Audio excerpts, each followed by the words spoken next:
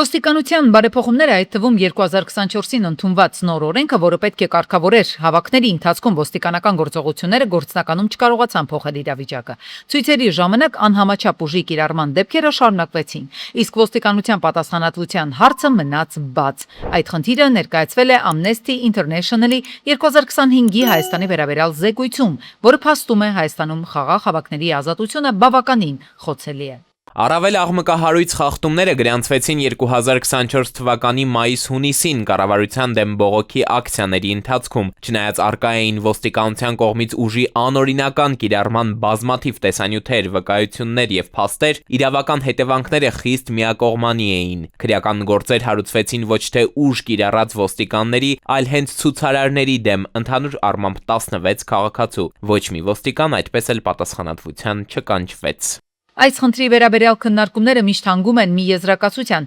Հայաստանի իրավական համակարգում պետք է բարեփոխումներ։ Ոլորտի պատասխանատուներն էլ հակադարձում են. բարեփոխվում է աստիճանաբար, քայլ առ քայլ։ Մենք տարեկան վերապատրաստումներն ենք դարձրել պարտադիր, որովհետև երբ որ մենք նկատում ենք խնդիր, պիտի դա լուծենք, որովհետև դա ուղիղ ազդեցություն ունի ոստիկանության նկատմամբ վստահության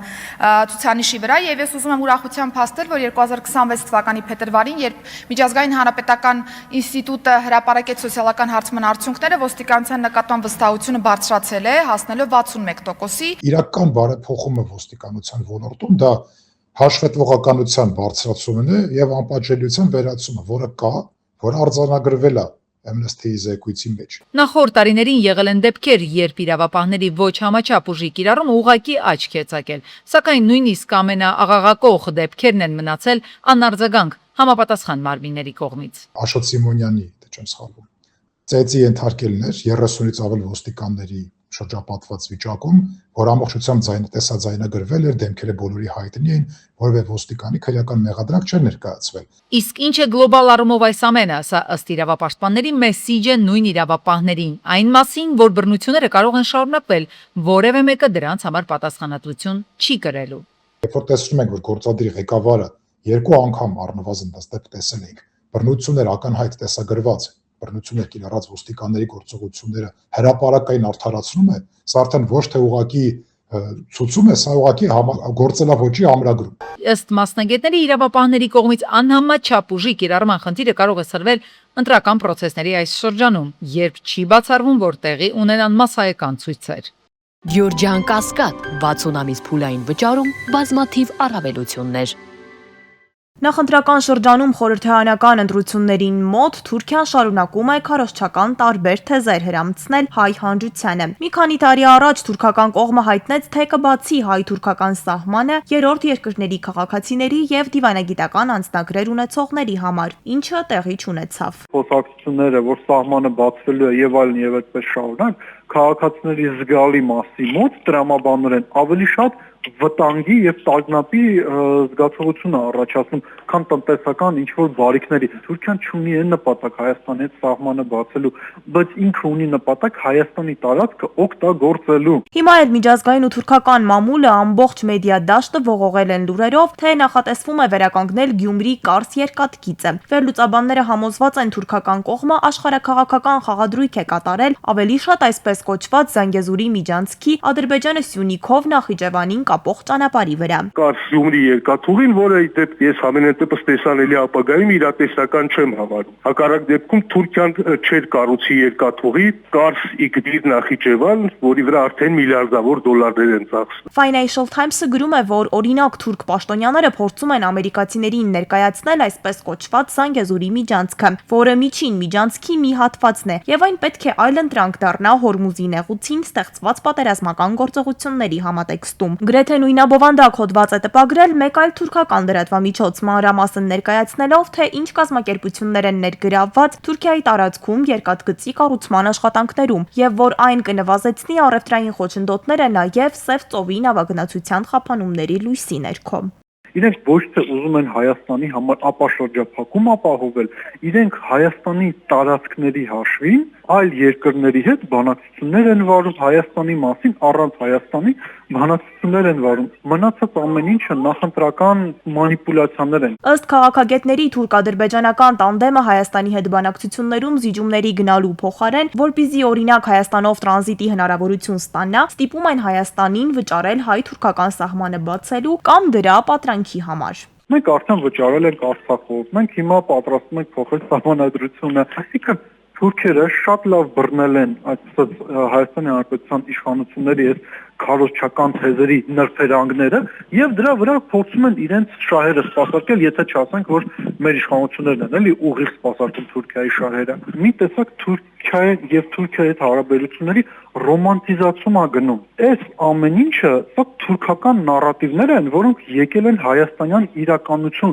Հայաստանի իշխանությունները գրեթե ամեն օր հայտարարում են, թե Հայաստանի եւ Ադրբեջանի միջև հաստատվել է խաղաղություն։ Փորձագետները հարց են տալիս. լավ, եթե խաղաղություն է, ապա ինչու են հայտարարում, որ Ադրբեջանն է խանգարում Թուրքիայի հետ հարաբերությունների կարգավորմանը։ Վերլուծաբանների դիտարկմամբ Թուրքիան եւ Ադրբեջանն ունեն Հայաստանի նկատմամբ նույն ծրագրերը։ Ուղղակի Թուրքիան ավելի շատ բարի ոստիկանի դերում է, Ադրբեջանը չար, սակայն նրանց թիվ 1 նպատակը Հայաստանի պետականության քայքայումն է այն աստիճանի, որ պետականությունը դադարի գոյություն ունենալ։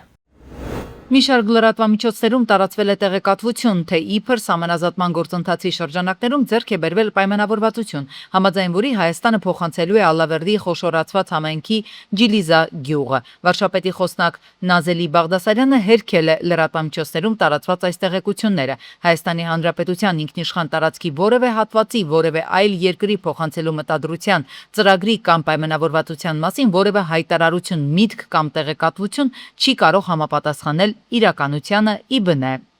Մարտի 1-ի բացահայտման հետ կապված գլխավոր դատախազը քրեական արդարադատության առաքելությունը կհամարի ավարտված, երբ դատարանի կողմից ուժի մեջ մտած մեղադրական եզրակացություն լինի։ Աննա Վարդապետյանը այս մասին հայտարարել է խորհրդարանում պետաիրավական հանձնաժողովի նախորդ տարվա հաշվետվությունը ներկայացնելիս։ Ընդդիմադիր պատգամավորի հարցինի պատասխան նա նաև նշել է, որ 2008 թվականի դեպքերի բացահայտված լինելու վերաբերյալ մյուս հայտարարությունները բացառապես քաղաքական են։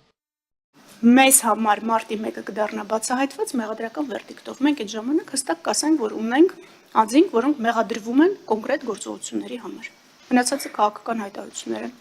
Այսինքն Նիկոլ Փաշինյանը այլ է պնդումներ, որոնք որևէ աղերս իրականության հետ չունեն, որովհետև անձամավորում են մեղադրյալ, երբ կա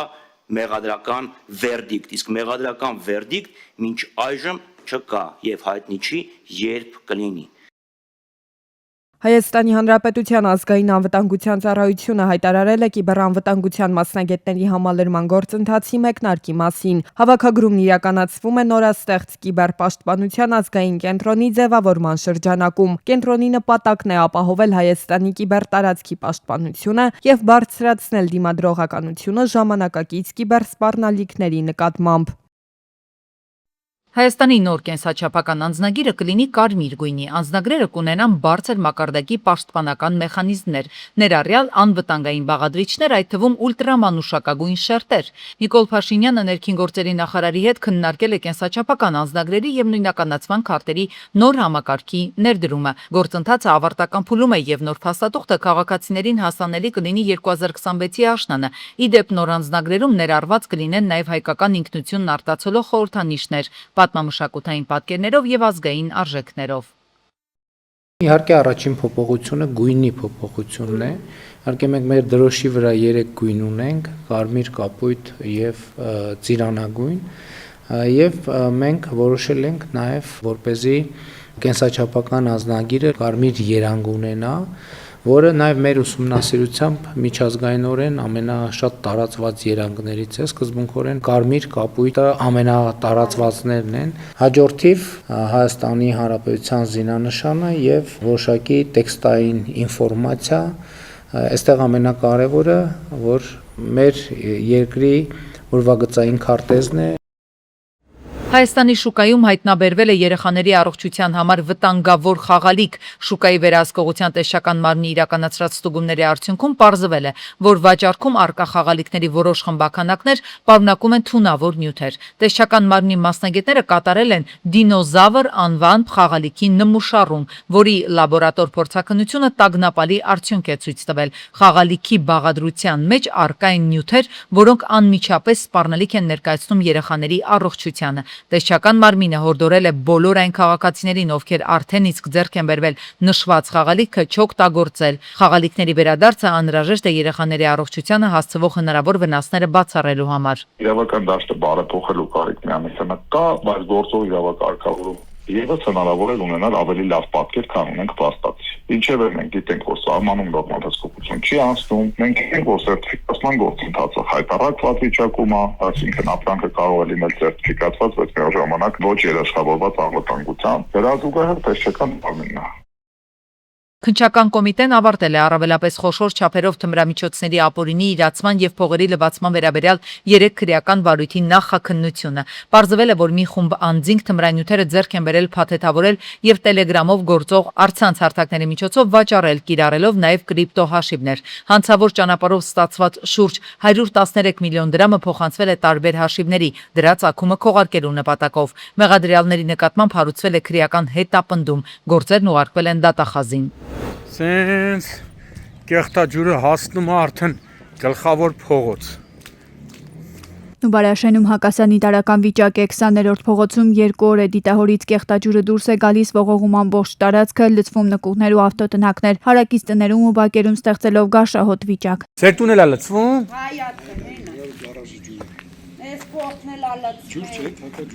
Ստիպված բնակիչը փորձում է հերթական անգամ իր միջոցներով ճարի, ոնց որ թե արդեն գտել է ինչ-որ կազմակերպություն ու հիմա պատվիրել է, որպեսզի այդ կազմակերպության աշխատակիցները գան, կարողանան հեռացնեն, մաքրեն կոյուղատարը, բայց դա հիմնական հարցի լուծում չի։ Իսկ քանի մետր խորություն կլինի։ 30-ից ավելի տուն կա այստեղ բնակիչները ոչ մի կերպ չեն կարողանում գտնել խնդրի պատասխանատու կառույցին։ Հոլաջրից հստակ պատասխան ստանալ չի հաջողվում, իսկ թաղապետարանից բավարարվել են միայն այցով։ Զանգել եք վիոլաջուրին չեն պատասխանել։ Խաթքի մեջ է, մենք դες տեղակ կասենք, հասցեն անուն ազգանուն հեռախոս համար, ծնողիս հեռախոսով եմ զանգել, մենք տեղյակ կպայենք կզանգահարենք։ Ու հələ գալիս են։ Հələ որ գալիս են։ Քաղաքացիները կարծում են, որ խնդրին հիմնական լուծում տալու համար մաշված կոյուղատարները պետք է փոխել, իսկ այստեղ պատասխանատու կառույցները միմյանց հետ պետք է գործակցեն։ Դրա համար բնակիչները ՀԾԿՀ նախագահին են դիմում, հույսով, որ գոնե այս միջամտությունից հետո ի վերջո հակասանիտարական վիճակը կվերացվի։